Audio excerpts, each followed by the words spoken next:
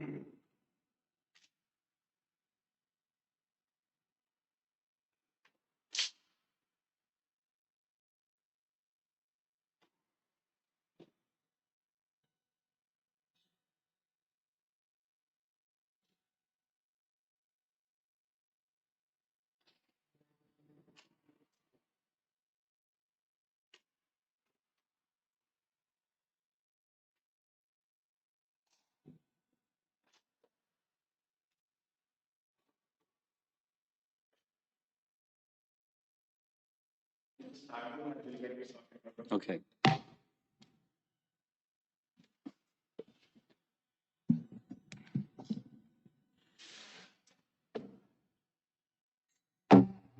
Jaya Radha Madhava Kunjabi Hari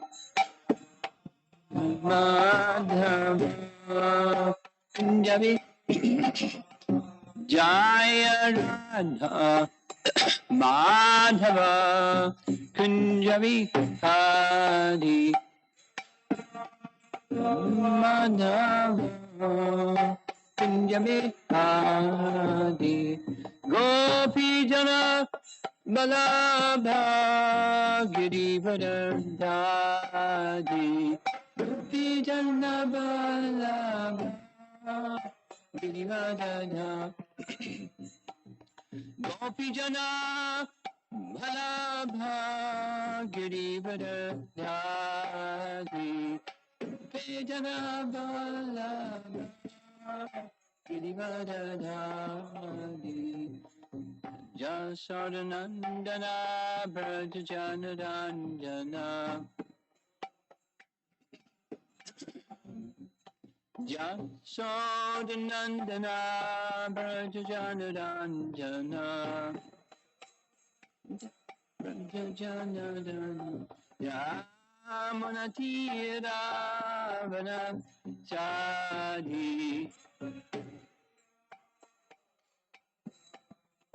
Jamunatira Vanachari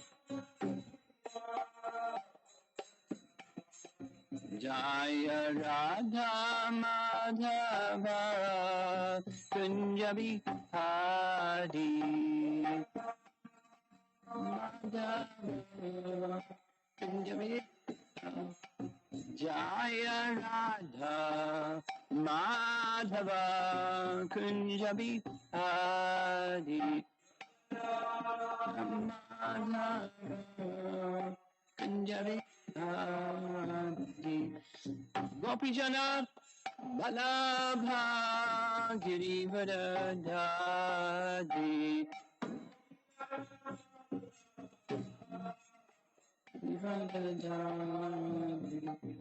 Gopi Jana Balabha Girivardhari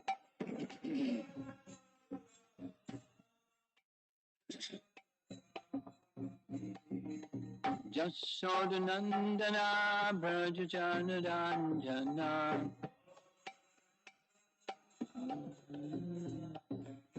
Jasodanandana Brajajanarandana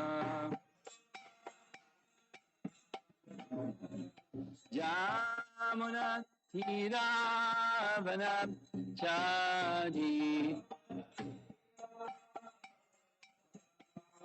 Yamana Thiravana Chadi Jaya Radha Madhava Punjabi Hari Punjabi Jaya Radha Madhava Punjabi Hari Madhava Punjabi Hari Jayom Vishnupad Paramahamsa Parividikacharya Asatarasata Srimad His Divine Grace Sri Bhaktivedanta Swami Srila Prabhupada Ki Ananta Koti Vaishnavrinda Ki Gora Premanandi.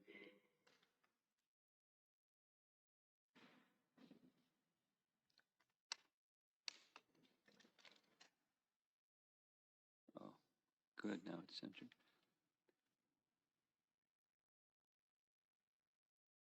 For this occasion, this Vyasa Puja occasion, I was requested to indicate a few verses that have been a source of meditation and inspiration. So I selected some. I assume they've been circulated. And this morning I was thinking to discuss them briefly, not in depth, because they're each one in of themselves, they're very deep and substantial. So the intent this morning is not to go into them in depth, but it's to touch and appreciate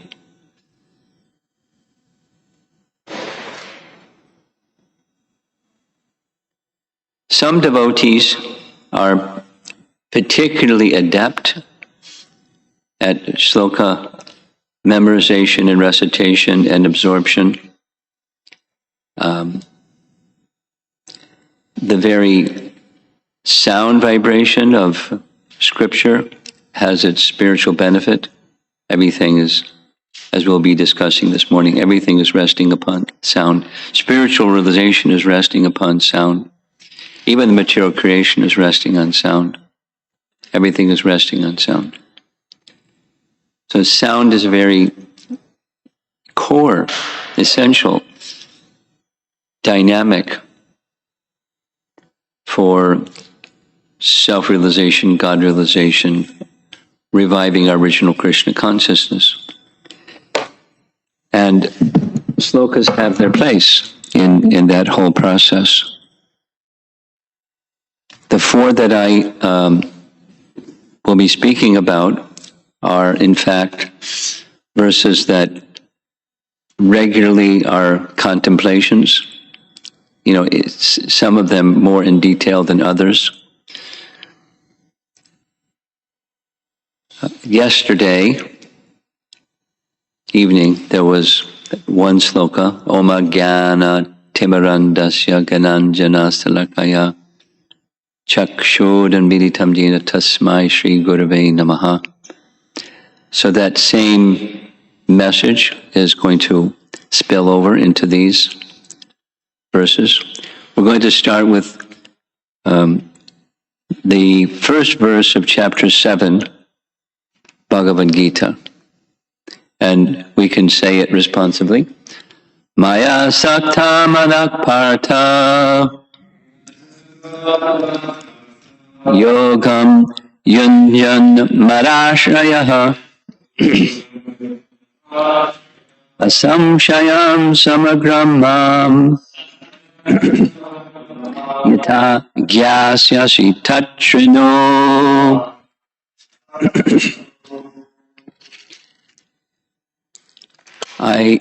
Somebody gave me a very cherished gift, one of those little, it's not a recording device, it's just a playback device that has all of Prabhupada's recorded lectures and morning walks and room conversations and everything, all in one little device. But I've grown to become very attached to it. And I've been listening to the entire Bhagavad-gita series. And I heard this before, that the verse that Prabhupada spoke more than any other verse is this one. And when I heard the lectures, it went deep, because Prabhupada was very animated when speaking about it. And the different parts of it made a significant impression. I have found that this is a guiding light, something like yesterday. Ajnana timarandasya. The darkness of ignorance can be dispelled simply by what Krishna is describing here, the asaktamana, the mind is attached to something, and what Krishna is going to explain is how the mind can become attached to him.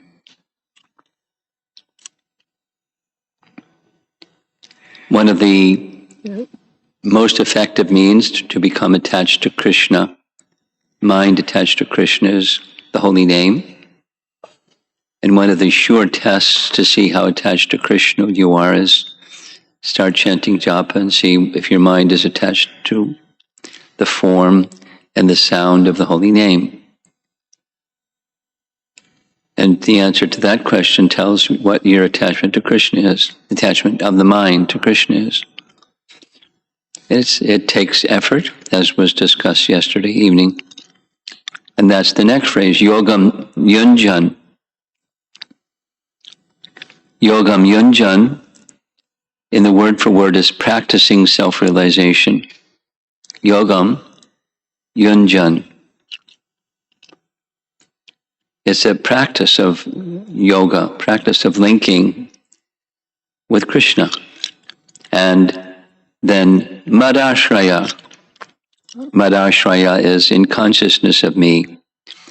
And each of the times I heard Srila Prabhupada speaking, as far as my memory goes, each time, madashraya, without fail, Prabhupada said, means consciousness of Krishna or consciousness of Krishna's representative or representatives, because there's the oneness between them, or the representative is representing Krishna. Madashraya. Madashraya. Ashraya means shelter, but Prabhupada has chosen to translate it as in consciousness of me. So is there is a connection between consciousness and shelter. There's a position of consciousness of the illusory energy and consciousness of Krishna. In the prayers of Lord Brahma that we've been discussing the last 4 or 5 days, Brahma is making it very clear that consciousness of Jiva or Paramatma or Bhagavan or Swayam Bhagavan, consciousness of transcendence, dispels illusion. The illusory potency of Prakriti is dispelled by that madashraya, consciousness of Krishna. So we're going to be conscious of something, we're going to be contemplating something as important to us. And the yoga process, yogam yunjan, is to bring consciousness of Krishna back, because it's covered now in a dormant state. And then asamshayam, samshaya means doubt, and asamshaya is without doubt. Samagram mam yata gyasyasi. So samagram means completely, mam is Krishna, gyasasi. You can know Krishna in full, without a doubt. Living entity is tiny. Krishna is unlimited, so the tiny cannot understand the unlimited samagram completely, but as completely as living entity can understand that completely. As much as Krishna discloses, and Krishna can disclose more or less according to the capacity of living entity to receive more or less. Samagram mam yata gyasasi tatshanu. This verse, first verse of text 7, very much resembles the first verse of chapter 9. Did I say it right? The first verse of chapter 7, this tatshanu, Pravakshami is in the first verse of chapter 9. Hear from me. I will now explain. It's sound. Sound that's from Krishna connects us to Krishna. That's Madashraya. In full consciousness of that sound vibration is full consciousness of Krishna. Touch, renew. Try to hear. So here's the translation. Now hear, O son of Pritha, how by practicing yoga in full consciousness of me, with mind attached to me, you can know me in full, free from doubt. Samshaya. You can know me in full, free from doubt. So that's the goal of yoga. It's the goal of our lives, to know Krishna. That's described elsewhere. Chapter 15, the purpose of the Vedas is to know Krishna. The purpose of our lives is to know Krishna. And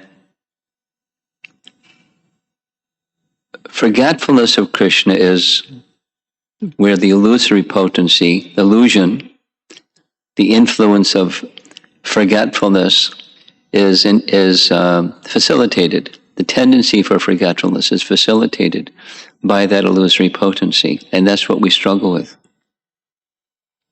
It's not exactly we struggle with the material energy, we struggle with the illusory potency of the material energy.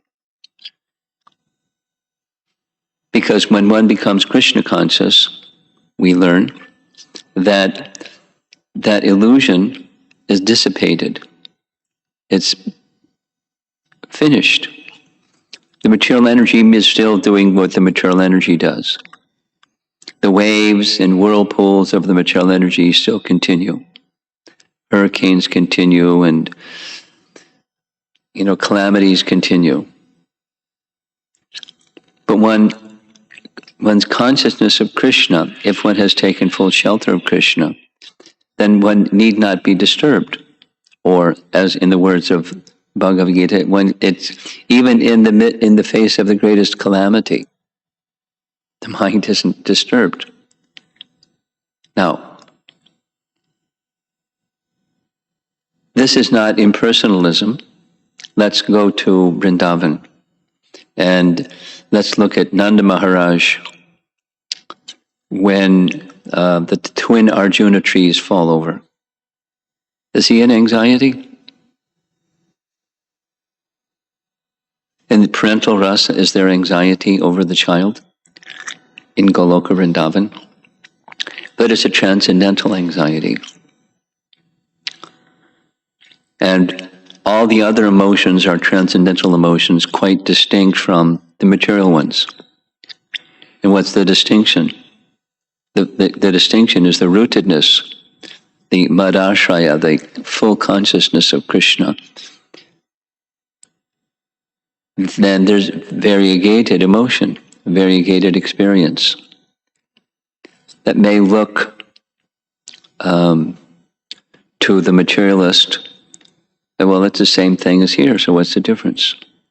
I mean, like a classic example, when Krishna left Vrindavan, the scene of Krishna leaving Vrindavan, according to Narada, when he's narrating it, it's so painful. One is advised, don't describe this, because if people hear this, they may think, I never want to become attached to Krishna, because then I'll have to experience those emotions. And I don't want to experience those emotions, so I won't become attached to Krishna. Then instead you become attached to non-Krishna, because you're going to be attached to something. The mind is going to be attached to something.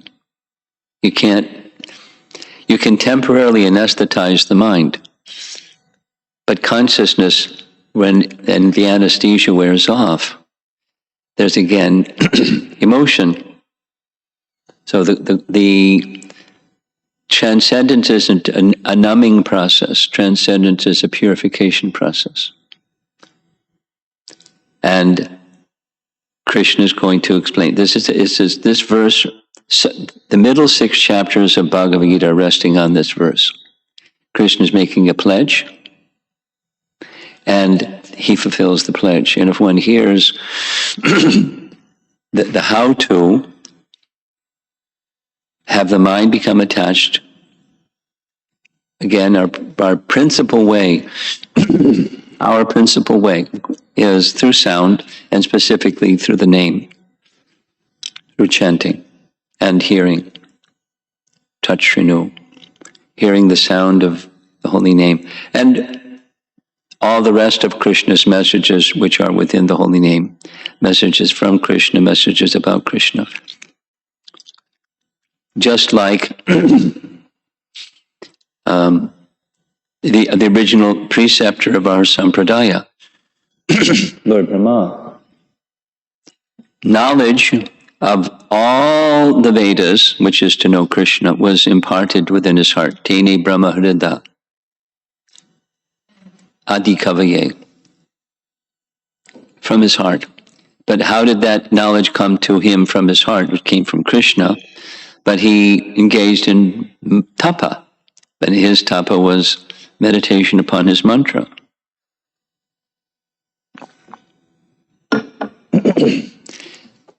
Everything is there within the holy name, and then you can fill out the holy name through Bhagavad-gita and Srimad Bhagavatam, messages from Krishna, messages about Krishna. That's also our touch Shrinu. So we can understand how to chant properly, how to hear properly, how to remember properly, how to worship properly, how to pray properly, how to live our lives properly. That's through sound. Next, it follows, this is the graduate study message, very important verse, as we know. When Lord Chaitanya was discussing with Ramananda Roy, Lord Chaitanya accepted this verse is the goal of life, expressing the goal of life and the means to reach it. That was the question. This is the answer that Lord Chaitanya accepted. And I was thinking, Ramananda Roy was a governor. And Ramananda Roy was not just a governor. We have governors that do the material business of governing.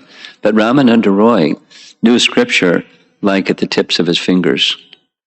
He cited verses which were essence verses, including this one, which means he was well acquainted. He was a spiritually qualified person. If there could be such spiritually qualified persons anywhere, it would be a different place. Or experience for the, Ave Torojana, the people in general, would be a very different experience. So what are we to do? We're not governors of countries or cities or something. We're little people. But collectively, the teaching is the same for us, how we can live our lives as exemplary individuals in whatever our sphere of activities are.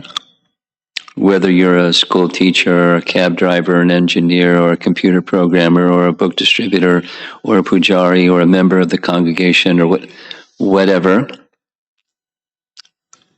your position, that's the stane statak. Stay in your position. And here's its attention goes to the bhakti process, specifically the hearing process within the bhakti process. But the hearing is more than just sound, it's dedication of your life. Whether you're a computer software person, or you're a cook, or you're an accountant, or you're a doctor, or a lawyer, or a student, or a, whatever you are. Dedication to that sound vibration, to the topics, is the means that's the way to reach the goal of life, and of course the goal is to know Krishna. So it starts, let's chant the verse together, or responsively. Jnane prayasam udapasya namanta eva jivanti sanmukaritam bhavadiyavartam stane statakshrutigatam tanavan manobhir ye prayaso jita jito pyasitais trilokyam.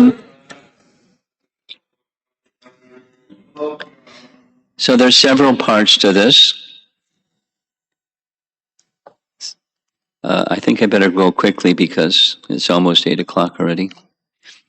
The first part, Jnane prayasa udapasya, making endeavors, prayasa, to understand Krishna by the speculative method. Jnane prayasa udapasya is translated as throw far away. Not like just don't indulge in it, but throw it far away. Udapasya. And what's left? Namanta eva. Namanta. We spent some time yesterday going a little bit more deeply into namaha from the Om Ajnana verse. Om Ajnana Timirandasya. Namanta eva. Eva means simply. Namanta eva. Simply by offering obeisances. So this offering obeisances, unpack it, and it's very active. It's not just paying obeisances. It's how you live your life. It's the mood of humility in a spiritual conception, engaging in pursuit of services in that humble mood. Namanta eva. Nice verse. Jnane prayasa udapasya namanta eva jivanti sanmukaritam bhavadiya vartam.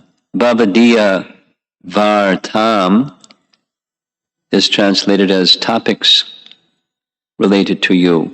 So he's speaking to Krishna. Bhavadiya vartam.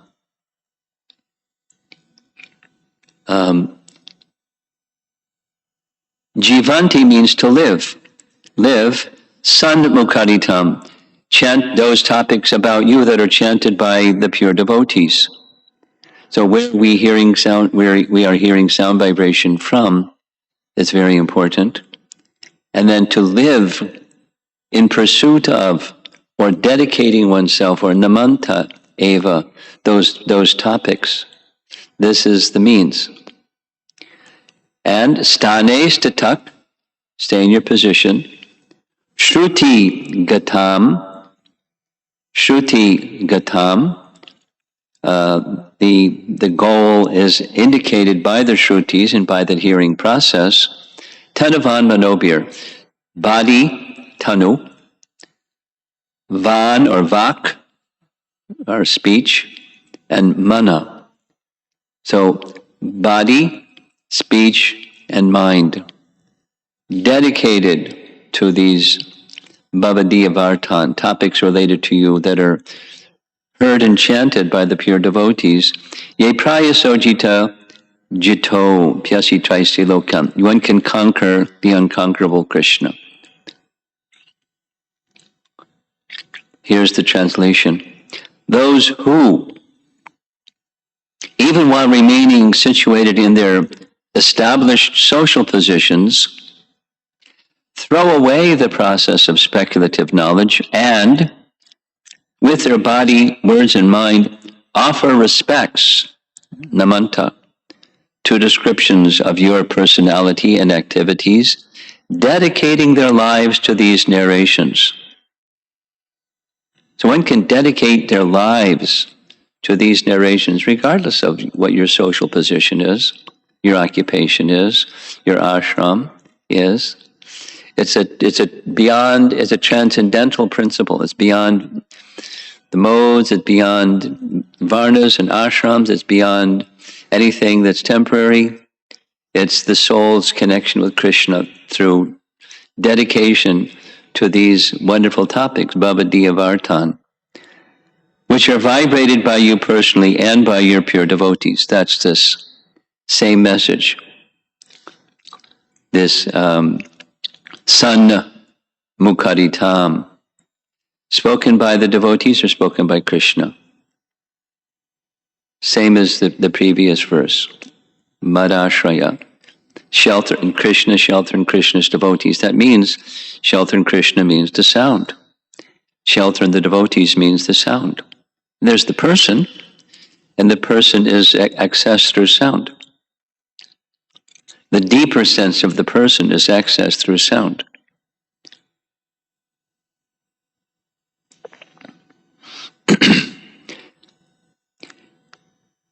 Certainly, this process can conquer your lordship, although you are otherwise unconquerable by anyone within the three worlds, Trilokyam.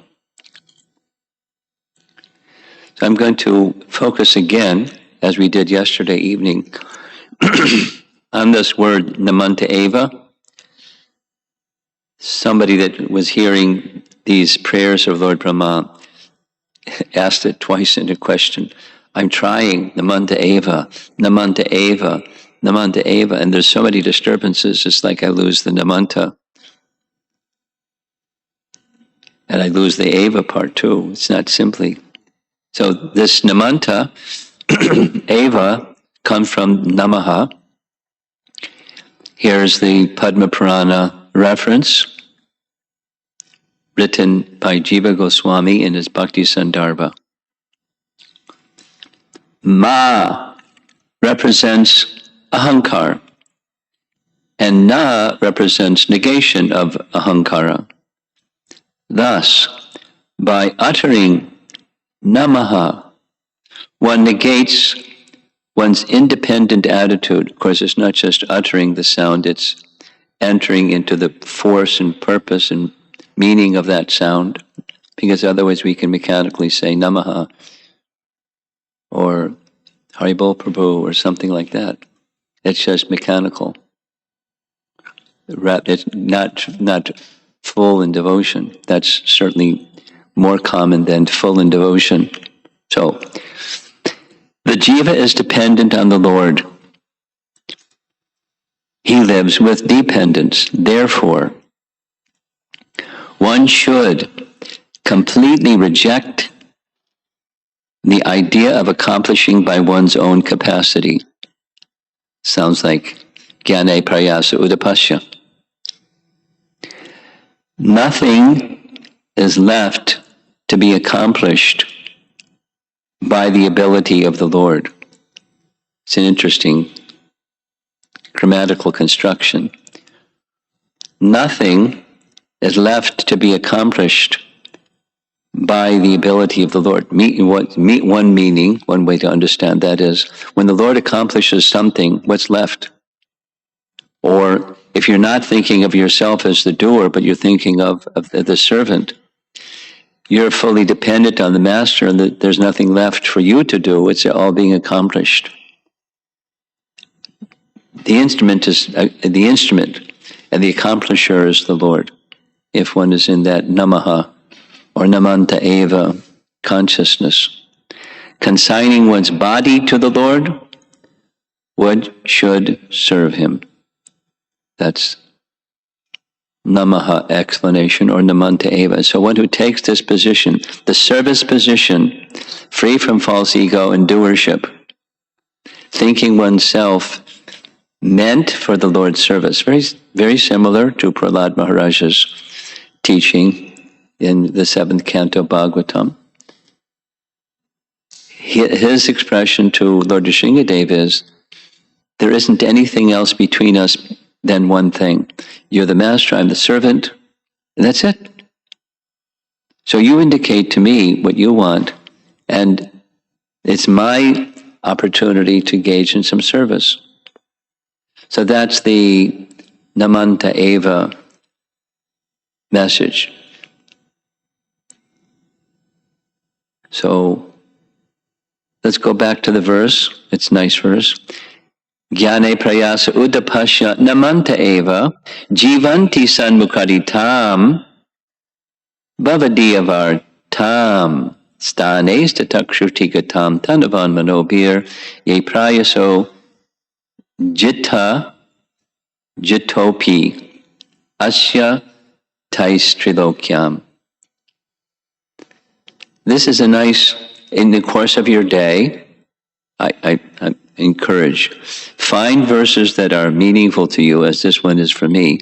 And in the course of the day, your mind can contemplate the words and the meaning of the words.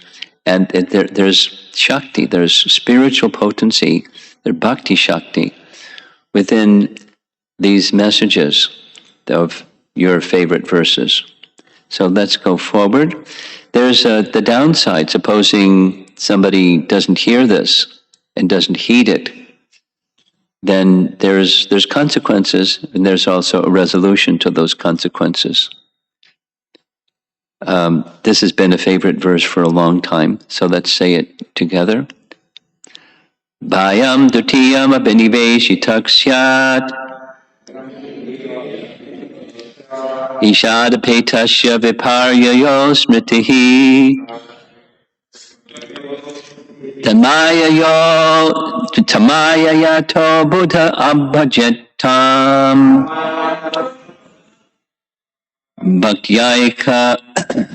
bhaktyaika yesham guru devatatma. So I'll go back.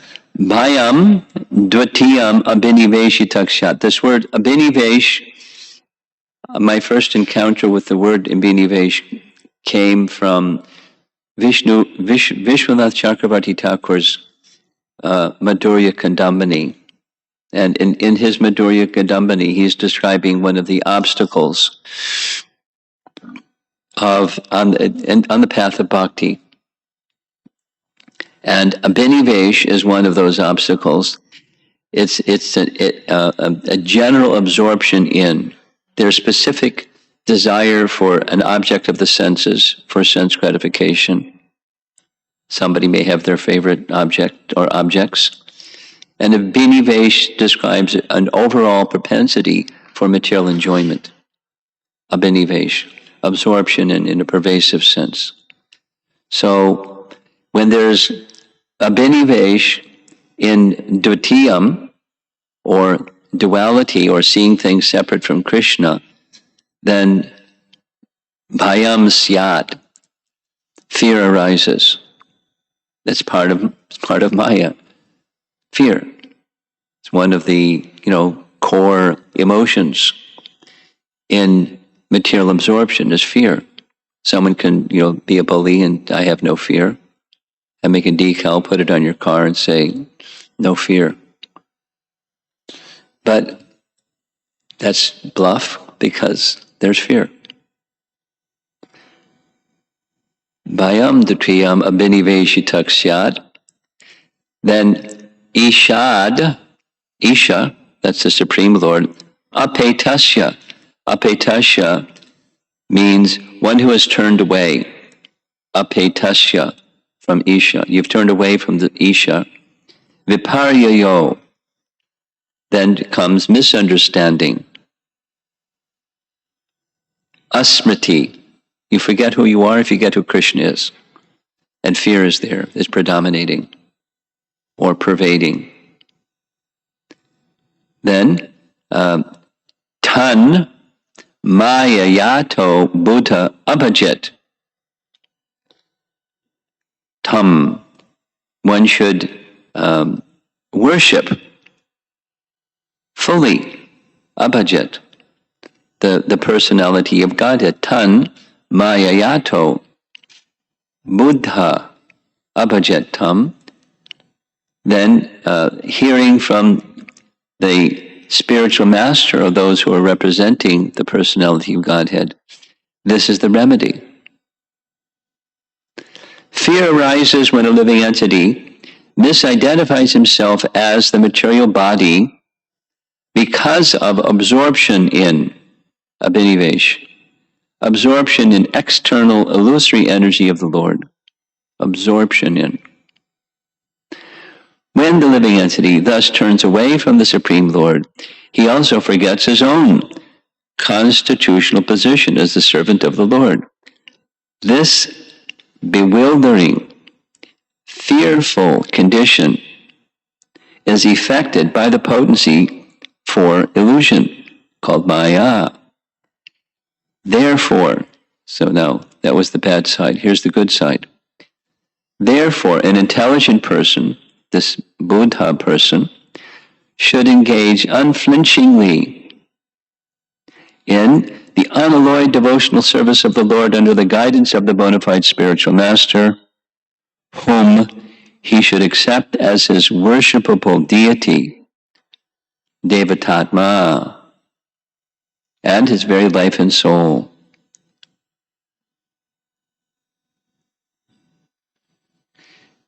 When I refer to this verse and meditate on the verse, it's largely the first part, because impetus, it goes back to the discussion from yesterday. We would not even know that we're in the darkness of illusion if it weren't for the fact that someone has come along with a torchlight of knowledge to tell us, not like, you're in illusion, it's not like that. But we're in illusion and suffering unnecessarily and don't even know it, like an animal. Listen to Prabhupada's lectures, and he's very explicit.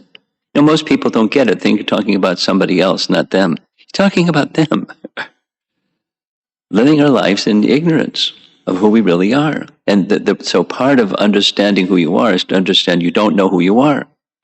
And you've accepted somebody who you're not to be who you are. And therefore an illusion. And in illusion thinking so many things and feeling so many things and being tossed around by the waves of the material energy. Getting seasick sometimes. And having horrible experiences. And it's usually not a smooth ride. And it's all unnecessary. So this first half is important to understand. The bucket's got a hole in it, and a lot of holes in it. And we should look for another bucket. You know, the reality bucket. And the reality bucket says, the bucket, this other one's got holes in it. You forget yourself, you forget Krishna, you feel fearful, you're in illusion. So don't make the mistake. Rather, therefore, be intelligent. And what's that? Where the intelligence comes from those who are very kindly helping you to restore your intelligence. This is our process. Hear and engage in serving those from whom you're hearing. We're going to discuss this particular point midday. You know, more strongly, more completely. So that's the downside of what these first two verses are speaking about. If you don't hear it and neglect it, it's not a pleasant ride. And there's a cure. And those who take the cure, there's further mystery waiting.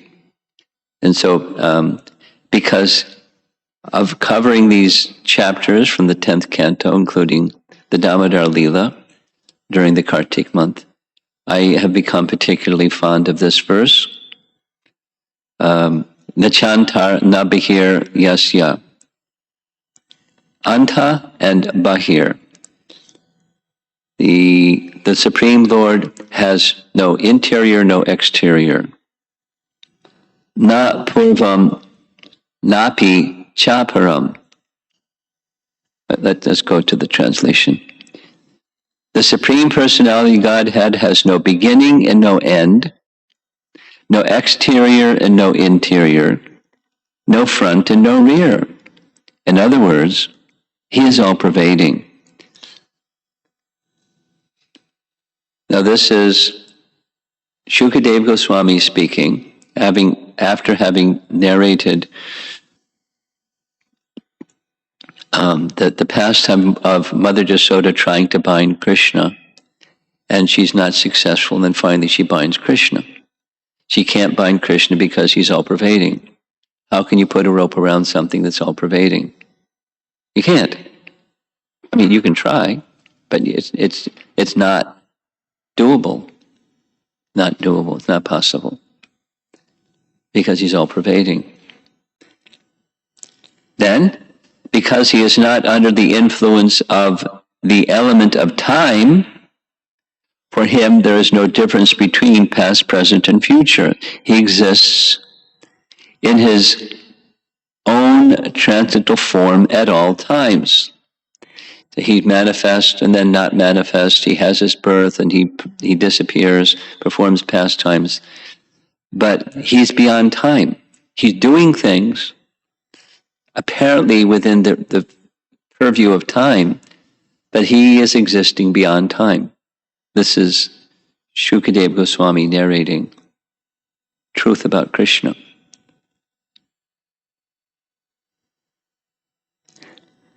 He exists in his own transcendental form at all times, being absolute, beyond relativity. He is free from distinctions between cause and effect, although he is the cause and effect of everything. It's another bewildering, seeming contradiction, apparent contradiction, beyond cause and effect, but he's the source of cause and effect. He's a mysterious person. He can't be brought under the control of any material force, including Mother Jasoda's rope. That unmanifested person of Yaktam, that unmanifested person who is beyond the perception of the senses, had now appeared as a human child, and Mother Yashoda, considering him her own ordinary child, bound him to the wooden mortar with a rope. There's this Gopi Utkala. Gopi is Mother Jasoda. She's not referred to by name, but Gopi. Utkala Damna. She bound him around the waist with a rope. So this tells us that the particular appreciation for this verse is the theme in the whole 10th canto, the Krishna's pastimes in Vrindavan in particular, in 10th canto, is the love of the residents of Vrindavan, Mother Jasoda in this case being particularly pointed out, is so strong. That connects to the one who can't be conquered is conquered. He's conquered not by something material, he's conquered by the love of the residents of Vrindavan. He is controlled by them. The Supreme Controller is controlled. And he's controlled by his own volition. He doesn't give up his free will, or he doesn't have a power greater than him. But bhakti is a power that he submits to, just like Radharani is one who Krishna submits to. And there's many pastimes where Krishna enjoys submitting to Radharani. He enjoys. And she's not like, a controlling lady that says, aha, now this is good, you're controlled by me. It's love. It's not the material perverted reflection.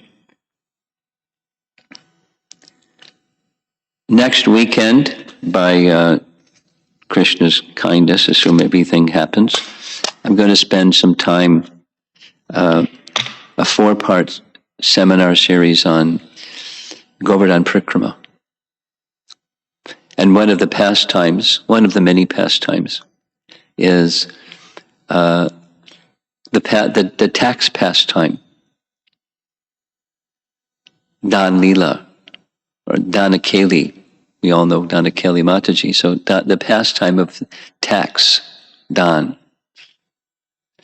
And at the end of that tax pastime at Govardhan, which would take place many times, it wasn't just one time, but this particular time, the end of the pastime is Radha is placed on a throne and Krishna worships her as the queen of Vrindavan by the side of Dandivartan Kund. He enjoys worshipping Radha. And there's a pastime where he's not. He's apparently not. But it's just love sport. And, worldly people don't have an appreciation, certainly can't understand Krishna and Krishna's pastimes, how he enjoys the love of his devotees and reciprocates according to the nature of that love and intensity of their love. And in Vrindavan, that love is so intense that he who is of this transcendental position, na chantayar, na bahir yasya, etc., Mother Jasoda doesn't see any of that. He shows that to her, and she doesn't see any of that because of the intensity of her love, and she binds him. And she can't bind him without his allowing that. And he allows that because of her love. It's just a loving pastime, showing the greatness and the glory of her love, and showing the greatness and glory of Krishna, who submits to the love of his devotees. And he loves submitting to the love of his devotees. And there's all kinds of emotion there. All kinds. So don't expect milquetoast or, bland. Vaikuntha, where there's no emotion. There's no all varieties of emotion. It's not like that. But it's all centered on Krishna. So our lives, back to the first verse, the Bhagavad-gita verse, is to pass through the circumstances of life. And it's not too difficult to say, this is a particularly turbulent time. Of course, there's other places in the world where it's less turbulent. There's war-torn and all kinds of things going on. It's pretty turbulent, right over in this place, in many ways. So how to pass through turbulent times? If you're not attached to Krishna, and how to become attached to Krishna, it's through sound. And not just, mechanical sound, but devotional dedication. Sanmukaritam bhavadiyavartam. These teachings are there within Bhagavad-gita and Srimad Bhagavatam to gently carry us to the realm of transcendence through turbulent times, and to deal in appropriate ways, because Krishna will give intelligence how to deal in the best appropriate way that you can think of, how to deal with turbulence, while never leaving the lotus feet of Krishna, not for anything. Clinging more strongly, more genuinely, more deeply to the lotus feet of Krishna. So these are teachings that I find are particularly meaningful and sources of meditation. So I thought I would share that this morning. And it's 8:24. Let's see if there's some discussion.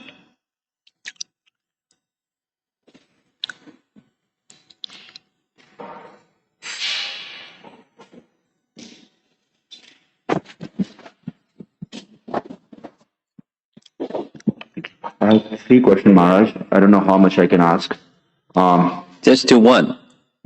Okay, let me start with the one which is really... let's start with the one which is really affecting my consciousness. It's a middle question. Brahma, you told us that Sanmakaritam, and you told how the sound vibration is important, and Brahma, just by his sound vibration, Tene Brahma Hridaya Adhikavaye, he created the universe. And we also learned that 4 verses, essential verses, aham evasam eva agre, ret artham yat pratyeta yata mahanti bhutani, and eta vadeva jignasham. That are 4 verses only Krishna spoke to Brahmaji. And he elaborated those verses, and he understood the Vraja form of Krishna. He understood the Braja form of Krishna. Yeah. Let me finish. To a degree he understood, yes. In his prayers, I'm interrupting, but to a degree he understood, to a degree he didn't understand. He had a limited understanding. Okay, that makes sense. Yes. That's the very first verse of his prayers to Krishna. I don't understand this form of yours. He's seeing it. He's seeing the form. He's appreciating that it's Swayam Bhagavan Krishna. And he says, I don't understand it. And I don't understand the happiness either. He knows that he has happiness. He knows that his happiness is, but he doesn't understand it. So, limited. So he is understanding, but limited form. So even after seeing Krishna stealing, so he was stealing the cowherd boys and cows, and he's seeing the cowherd form of Krishna, still his understanding was limited. Yes, naturally so. The limited, how to understand the unlimited. And there's a certain mood of love that Brahma has that's not the same as the residents of Vrindavan. And the glory, one of the glories of the residents of Vrindavan is they don't understand his opulence in the way that Brahma understands his opulence. They don't see him as the source of everything. They don't see him that way. They see him as their son, or their dear friend, or their lover. They don't see him in these other ways. He shows, and they process it some other way because of the intensity of the... So, he doesn't understand like they understand. He understands that they understand like he doesn't understand. He has knowledge, but he doesn't have the bhav. It's amazing. And he knows he doesn't. That's true. And he wants to. That's his hang. It's in the first verse and it comes later. Yes. I wish to attain you. This word was used yesterday evening, apati. Jiva Goswami uses the word to attain, attaining, apati. And sharanapati, attaining the position of sharana. And Brahma is surrendered, but he doesn't have the same surrender that the residents of Vrindavan have. So he wants that. Thank you so very much. It makes so much clearer.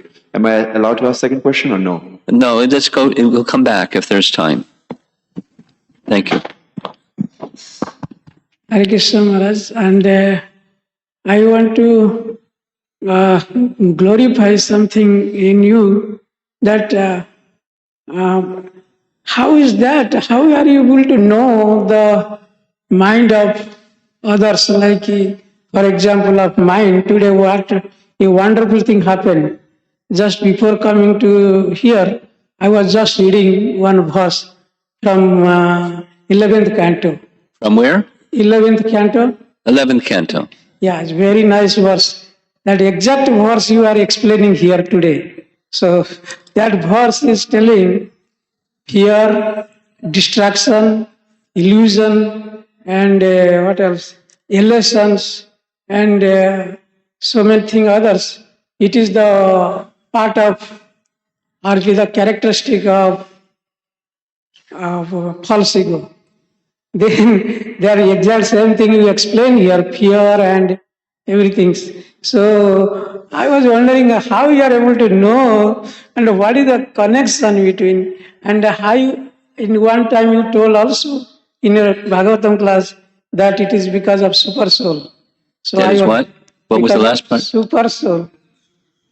So I was wondering, is it not some mystic power that a devotee, like pure devotees, they get by way of, by devotional, executing devotional service, something like that? Yes, something like that. It's the whole thing. The whole thing is a mystery. To be honest, the whole thing is a mystery. I mean, how it works is a mystery, but it works. So with faith in this word mystery, it's a play that Prabhupada uses to describe devotional service as a mystery. Second canto, chapter 3, mystery of devotion. So how it works is a mystery, but it works. And with faith, then there's a relationship, and I don't need to understand the mystery. I participate in it, and it's somehow mysterious.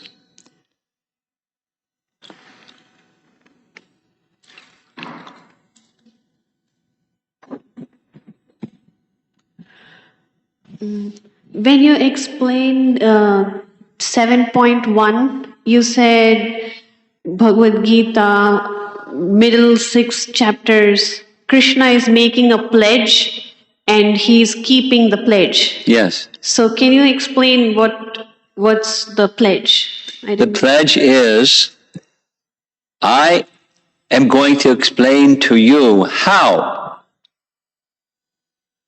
to come to this platform. Maya Saktamana Yogam Yunjan Varashraya. So I'm going to explain to you how. So he does. I mean, volumes and volumes and volumes more, but can be expressed or written, but he gives the essence, and the essence is there. He fulfills his pledge. How to? Bhakti. And bhakti has different elements, and so that's the how to. That's the means to achieve the goal. That's connected to the next verse that I referred to. How to, the goal of life and how to achieve it. Okay? Thank you. Online, please.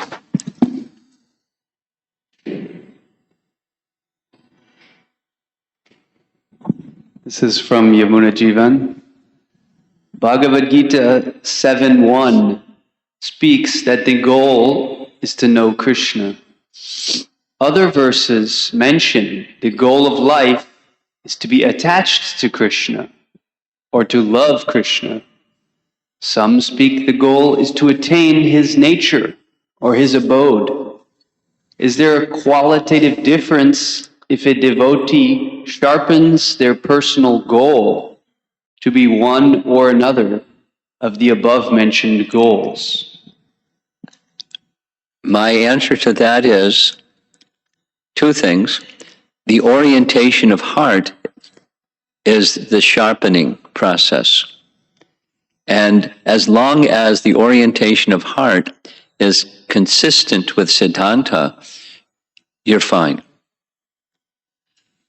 And second is, what may be your focus of goal in the present time may shift to a different emphasis amongst the list that you just gave, and that's just fine. That's the bhava or the mood or the inspiration that you have towards Krishna and Krishna shelter.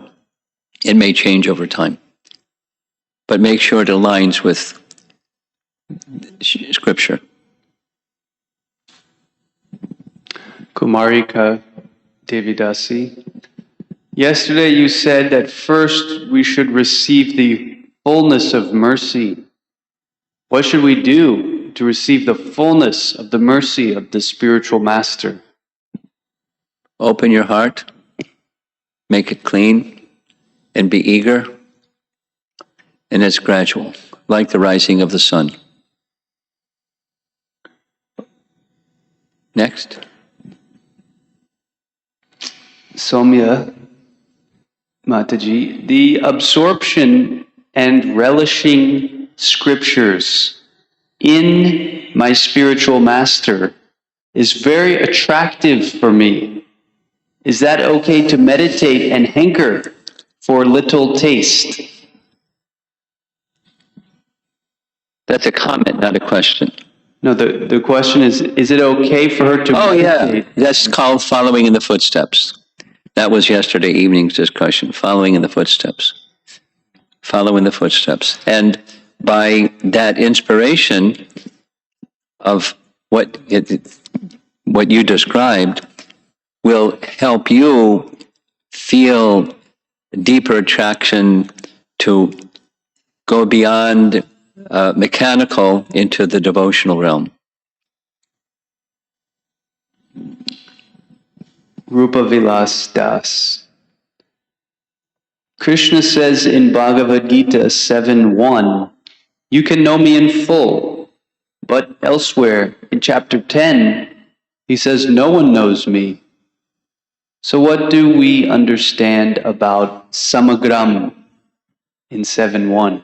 Well, he's in chapter 10, his explanation of those that no one knows me, and then he proceeds to disclose himself right after that, or shortly after that statement.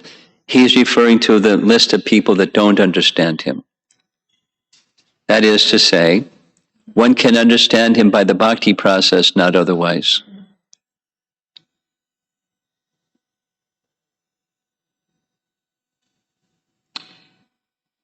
Why is it difficult to maintain faith in Krishna's merciful nature when we face difficulties in life and not have a doer's mentality? That's Ram Raghava.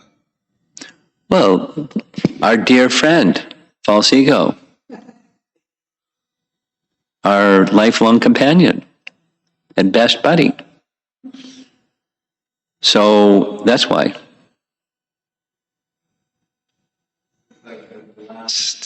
Last question, I think.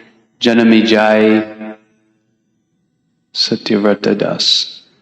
How does a devotee feel completely sheltered and connected with Guru and Krishna?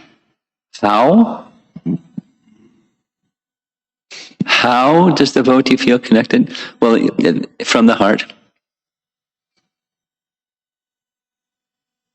And if you act from the head, you won't.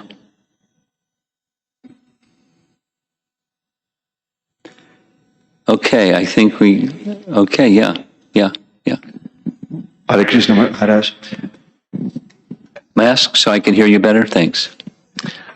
Apparently, one of the qualities of God is never to understand Him.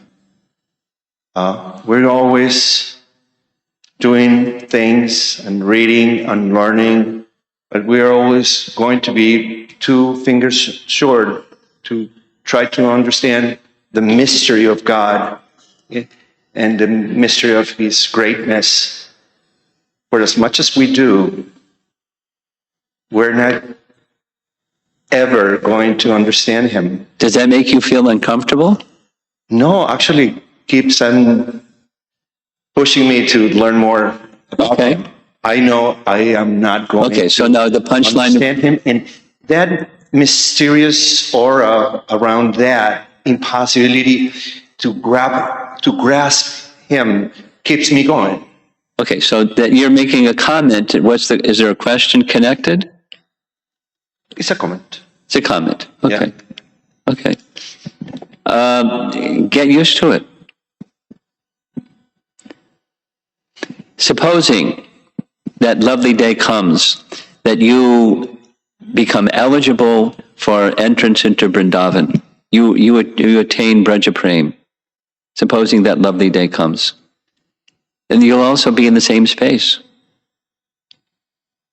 Get very comfortable with not knowing.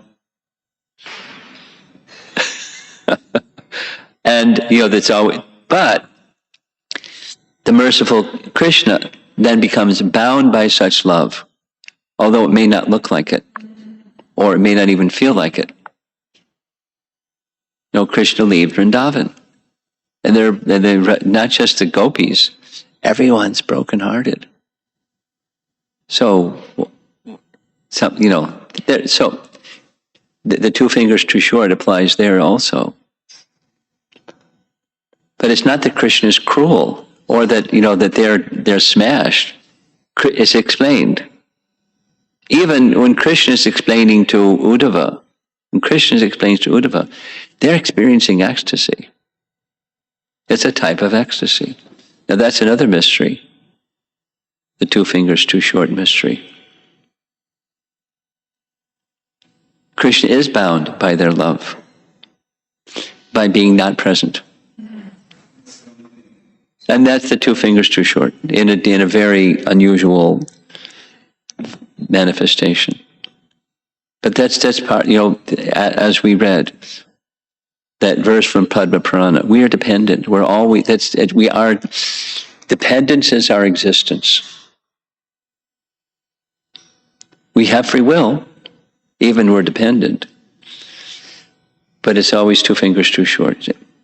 But Krishna mercifully makes himself conquered for one who has such love in mysterious ways. The mystery of devotional service, the mystery of one's relationship with Krishna. Get used to it. At higher levels of realization. Gokulananda, you have something?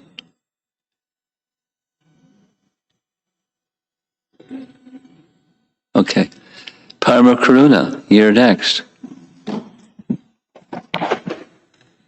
You're quoting that verse, Maya Asakta Manapatha,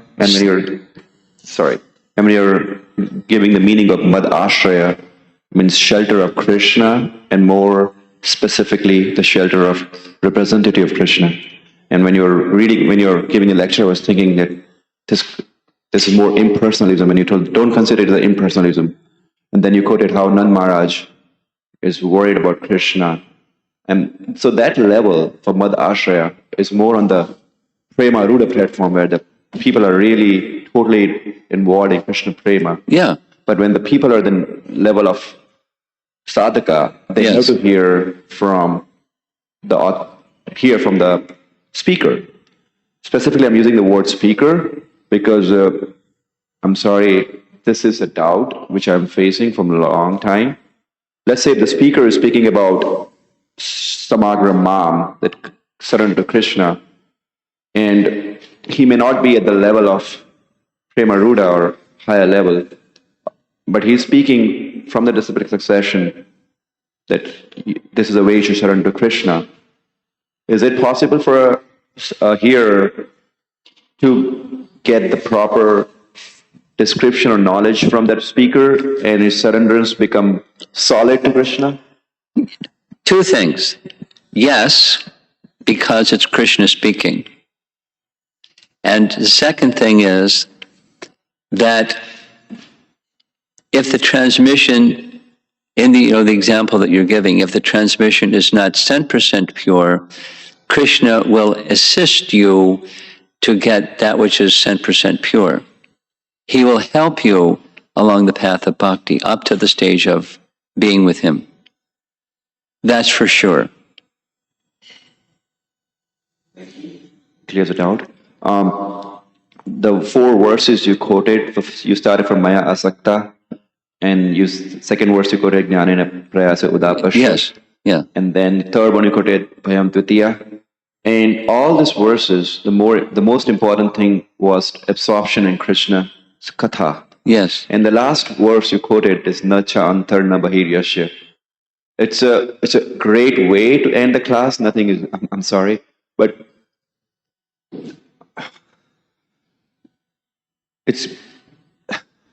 can we conclude this more in impersonalist way also? Can be what? Can we conclude this verse in a more impersonalist way? Nacha antar, nacha bahiryasya.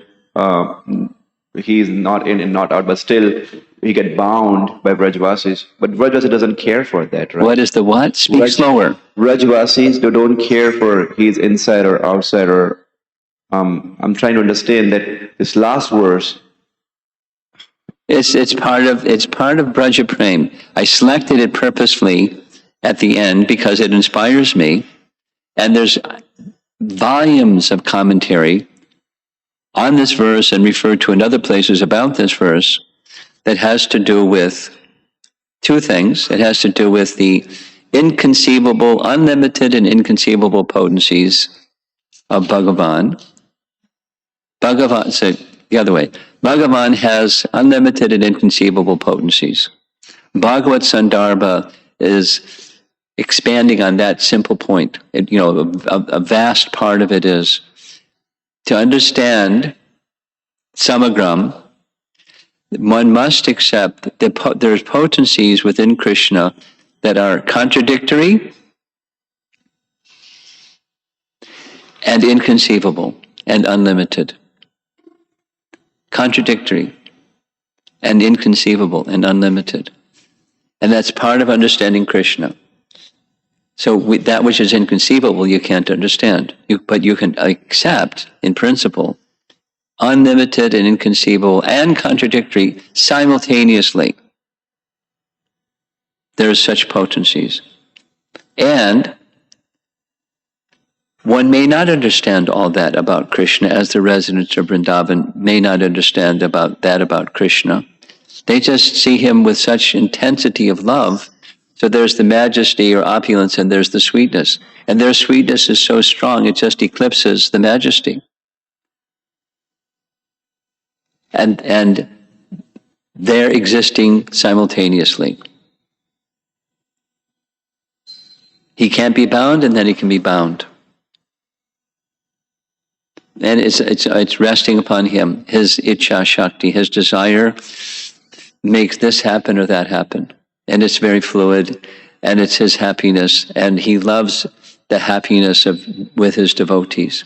And circling back to the first verse of this 14th chapter, Brahma says, I don't understand. He knows, but he doesn't understand in the experiential sense. So, and that's the mystery, that's the beauty of Braja Prem. And the gift of the Bhagavatam is to give us that. The gift of Chaitanya Mahaprabhu is to give us that. The gift of chanting the holy name is to give us that. We're not there yet, but we can get a sense of it from our proper chanting and from the message of Srimad Bhagavatam assisted by our founder Acharya and the predecessor Acharyas. It's very sublime. Braja Prem is very sublime. Do we have something more online? Go ahead. Yeah, we have two more. Raghava Srinivas Bhatt. Maharaj, is thinking of oneself as one's initiated name from the false ego. For example, thinking of myself as Bob, or whatever the name, whatever my birth name is false ego. But then after initiation, if I think of myself as that name, is that also false ego? No, it's not. It's if you put das at the end, it's not. Next. Sumantra Das. In one of the verses you are discussing that one cannot accomplish anything on one's own capacity. Suppose if one tries to accomplish something believing that the capacity he or she has only with reference to the Lord, is that possible to accomplish anything then? We accomplish through so there's Krishna consciousness and the absence of Krishna consciousness. Now obviously, in this world people are doing things. We're in a building that was built by the Masons. We bought it from the people that owned it before us, but it was built by the Masons. So they built this building. They did something through their efforts, and it wasn't a Krishna conscious effort, most likely.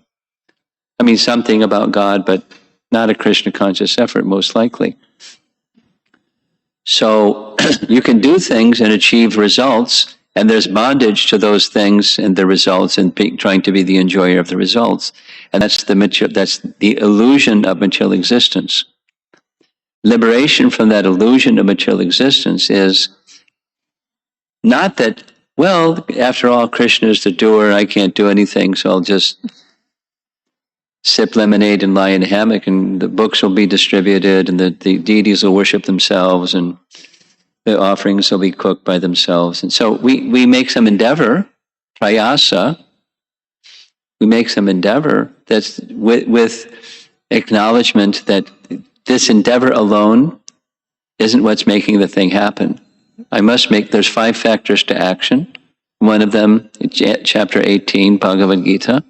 One of them is effort, or prayasa. We must.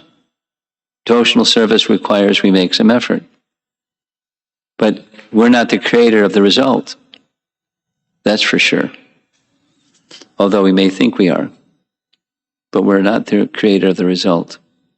We can be instruments. So, I'm not sure I'm answering the question. I'm just describing the difference between material doership and spiritual instrumentality. In either case, there's results. But who is the enjoyer of the results? And how, and through what energy of Krishna is the result being manifest? Spiritual or material energy. So there's a distinction of effort or work. Bhakti on one side and karma on the other. Okay? Is that it? Okay, we're going to end. Srila Prabhupada ki Jai.